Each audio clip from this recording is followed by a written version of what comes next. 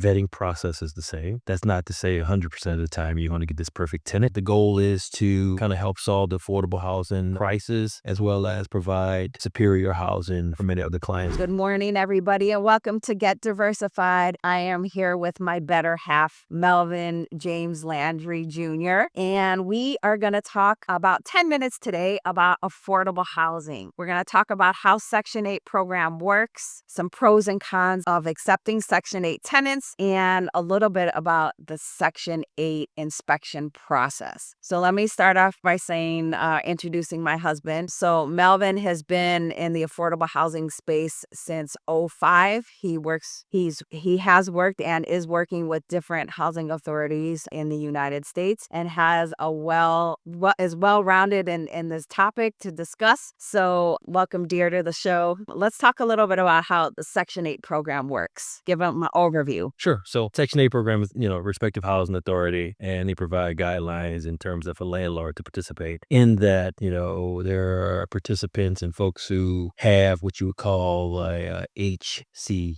Housing Choice Voucher. A lot of cities as well as counties have a Housing Choice Voucher program. And those are participants who get supplements to their rent from the government. In many cases, every particular participant is different. So, for example, if we had a voucher for 2 bedrooms, what I may contribute, my portion of the rent may be different from yours. And in that, the goal is to kind of help solve the affordable housing crisis as well as provide suitable and superior housing for many of the clients that they serve. So that's it. Got it. So talk a little bit more about who qualifies and how tenants are selected to be part of the Housing Choice Voucher program. So municipalities do it different. Some municipalities do it by lottery. Other municipalities, folks would put in for it, and there tends to be in many cases a wait list. So, a wait list can span anywhere from 6 months to 3 to 5 years, depending on the overall demand. So particularly in our area, overall at the county level, I think the backlog of vouchers or the waiting list is around close to 5,000. So a substantial amount of individuals who are seeking housing and who are in need. So 9 times out of 10, other municipalities are experiencing some of the same things. So with the way homelessness is in the U.S. right now, it's a growing demand. Okay. So before going on to the next section, as an economist, what do you think the housing shortage is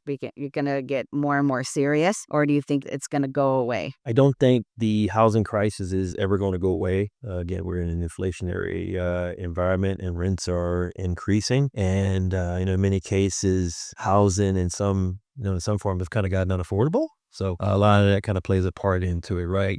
Median household incomes, incomes are not growing with the aspects of where inflation is at. And also at the same time, with the way inflation is for rents, makes it pretty tough for a lot of folks out there who are seeking and trying to get housing right now. So I think, for us as stewards, and given that we're passionate about affordable housing, we're trying our best to help help solve the crisis in our area to provide units. That's what we need to do. So. But it's more of an affordability problem than anything. Got it. And so I'm going to add my thoughts on it as well. So with this new thing, even though it's not new, it's just being hyped up right now, is AI, right? I think there's going to be a further divide between, low income and high earner income, right? And the middle class is going to get squeezed out. So I really think that the housing crisis is going to become more and more highlighted, because people aren't going to be able to afford rent and probably not be able to even afford to buy anything, right? Especially if interest rates don't drop. And so I would probably beg to say that the housing crisis is going to get worse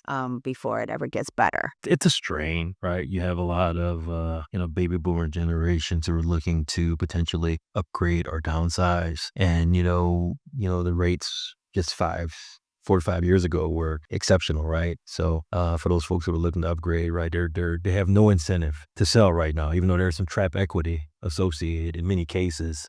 Who's going to leave a 2 to 3% mortgage to go to an 8 or 9% mortgage? It's probably not a smart move in many regards. I think a lot of folks are just kind of realizing the pros and cons associated to it. So look, what helps the housing crisis is affordability and opportunity for folks to buy and things of that nature. And that's just not there right now. So, the listing service, NLS, it's pretty bare right now in terms of what's out there from an opportunity standpoint. Awesome. All right. So topic 2 related to affordable housing is. List out some pros and cons. And I want you to just think about this from your last 20 plus years experience. Pros and cons of accepting Section 8 tenants. I found over the years, we accept it. We work with the program. We view it as a partnership. There's an overload of demand. Huge. My phone rings all day, all evening. Folks looking for units, can't find anything. You compare about pros and cons. Pros is there's huge demand, right? So being able to help fuel and help meet that demand, I think is, it's a pro, but it can be a con as well if you don't have opportunity to help folks. And I'll kind of ramble off pros and cons accordingly. A con is there's deadlines. So in many cases, I hear it a lot. I haven't found anything I've been looking for in 90 days, 120 days. Well, in some cases, right, you can get 1, maybe 2 extensions, but at some time that extension runs out. So if you don't find it, you kind of lose your voucher potentially. So, which is a risk to folks who really need housing but can't find it.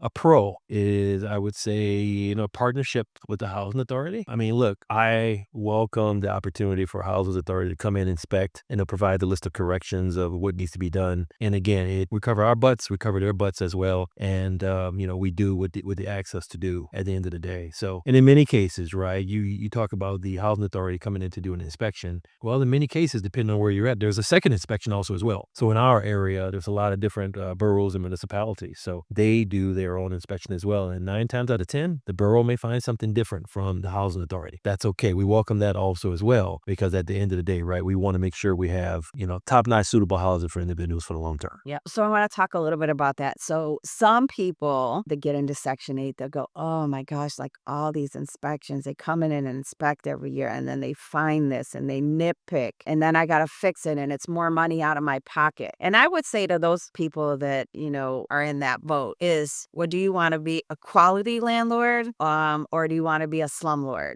And let me tell you, there's both. So we like to be quality landlords. So we welcome the inspections, as Melvin said. And if they find something, we fix it and we move on. And we hope that as we continue these inspections on a yearly basis, that we have less and less small things to fix. But if they come up, it's part of your operating expense. So you just live with it. And hey, by the way, our rents are guaranteed. So that's a pro, right? And while we have to endure this yearly inspection or these quality assurance inspections that come up, so what? Again, we choose to be quality Section 8 landlords, which makes a big difference for them. For some of these slumlord landlords, they want to take Section 8 tenants, then they get bothered by that because it's money out of their pocket. But I don't see that as an issue. But again, it's what kind of Section 8 landlord do you want to be? And honey, talk a little bit about the myth of being a Section 8 landlord. So we get a lot of looks when we tell people that we're Section 8 landlords. And I was like, why do they look at us like that? So tell us a little bit of why. They say that they don't want to be slumlords. So I'm going to let you take it over. But Yeah, it's a perception thing. Vetting process is the same. That's not to say 100% of the time you're going to get this perfect tenant. It just doesn't happen that way. We get calls. We got tenants with issues. Right. That's just the nature of being in the game. I'll say this. It's a perception. For better or for worse, it's a perception. People have this perceived notion of Section 8 that folks are going to tear up your place and so on and so forth. Regular tenants are going to tear up your place if they want to do it or not. So it goes back to your vetting process. Are you doing background checks? Are you doing a deep dive on the history of your tenant base? And are you choosing the right tenants? Because look, that's not to say over my 20-year history, I haven't had someone tear up a unit. It happens. But now I can say with certainty and with conviction that, look, the vetting process is really, really, really thorough. So now, we have less of a chance of someone doing that to a unit. But that's not to say that someone won't. It happens. So it's just the nature of being a landlord. You take the good with the bad. So in all cases. So.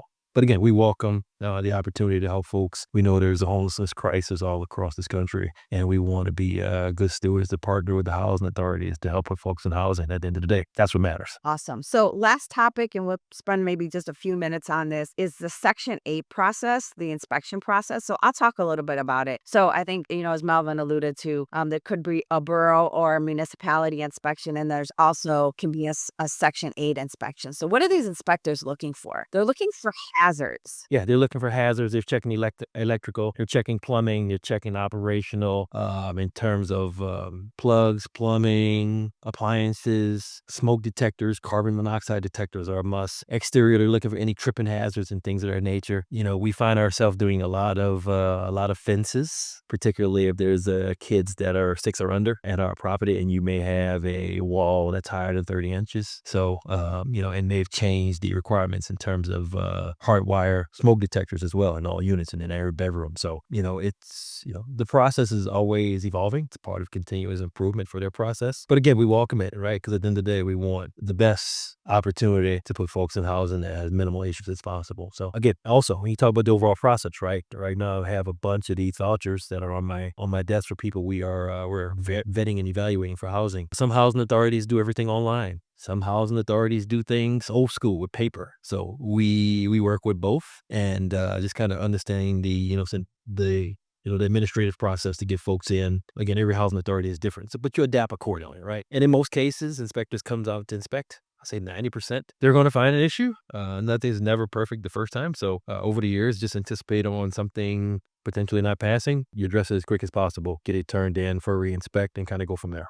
So I'm going to leave us with this. So in Moreland Equity Capital, our mission statement is to provide an A-class experience to those that want to live in or that live in C-class areas. So that kind of says it all. So guys, peace. Hope you learned a little bit about this, and we'll be having more episodes to talk about affordable housing. And if you have any questions, you know how to reach out. Have a great day. Jacqueline and Melvin, thank you so much for taking time out of your busy day to listen to this episode of Get Diversified.